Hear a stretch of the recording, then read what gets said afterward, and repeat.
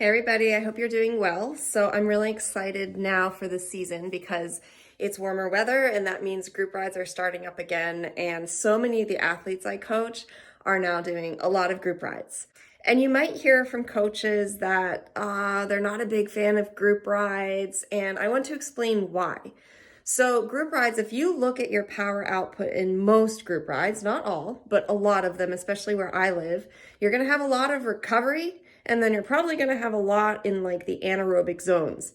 And then in the FTP, the tempo, you might have like a little lull. So your power profile is going to kind of look like this.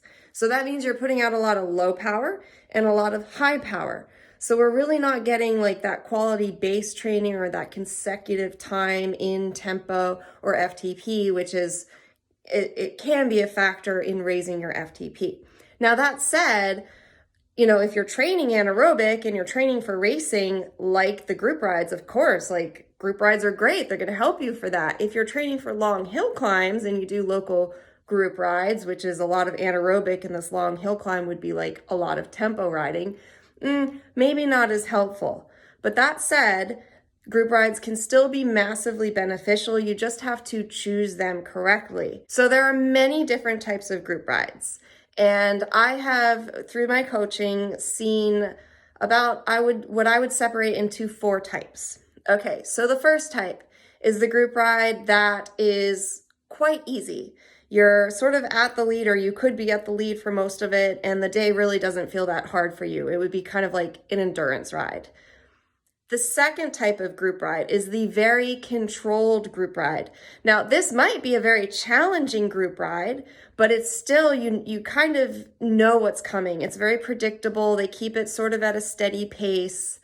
And so there's not going to be many attacks or surges. So you're actually going to be riding more probably at a tempo, maybe around threshold at times pace, pretty steady throughout the ride. So that's the second type. The third type of group ride, this is the group ride where you're just hanging on for dear life and you're like, oh my gosh, this is so hard. I don't know if I'm gonna last. Maybe you get dropped within 10 minutes or 30 minutes. You might be able to regroup if they have regroup points, or maybe you just drop off and never see them again.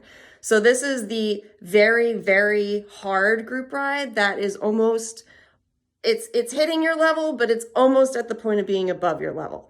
Okay.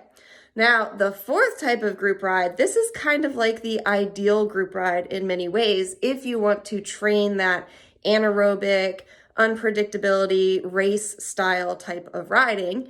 And this is just the perfect fit group ride. You're not at the top of the level. You're not the one driving it. You're also not at the bottom of the level. You're kind of comfortably mid-pack. At times, it's really hard, but you don't get dropped. At times, you can recover. And so this is sort of, if I'm thinking of group rides, this is where I want my athletes to be for most of their group rides. If you can find a group ride like that. Sometimes it is hard to find those, so you might be on a quest to find the perfect group ride. So stay tuned for the next video, because this is actually going to be a series and we're going to go through each of these 4 group rides. One is not necessarily better than the other. You're just going to get different gains from them. And so you need to be aware of what the gains are, why you're choosing this particular group ride, and what you're going for that day with that group ride. So stay tuned for the next in the series.